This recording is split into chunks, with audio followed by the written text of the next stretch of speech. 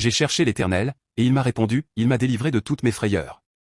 Ici, le mot au tout signifie bien sûr au tout, mais avec le sens de complète, il souligne ici que c'est le lieu de séjour de la gloire complète planifiée par Dieu.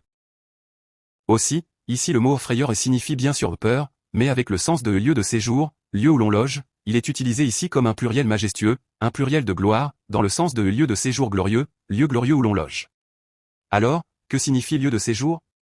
Ce lieu de séjour est un endroit où l'on s'arrête un moment avant de repartir. C'est-à-dire qu'on peut comprendre qu'ici le lieu de séjour de la gloire complète désigne ce tombeau où le Messie Jésus est resté et a séjourné pendant ces 3 jours après avoir été crucifié, versé son sang, être mort et enseveli.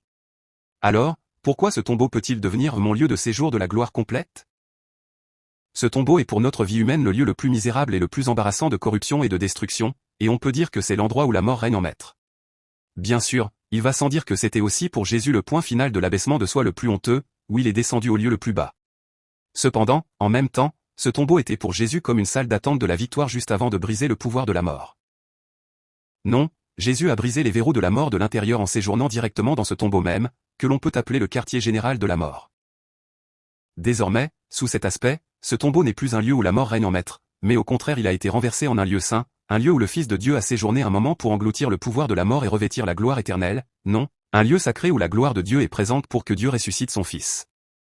Pour cette raison, Jésus désigne ce tombeau comme mon lieu de séjour de la gloire complète. Aussi, ici il m'a délivré est utilisé au parfait prophétique pour exprimer une certitude future.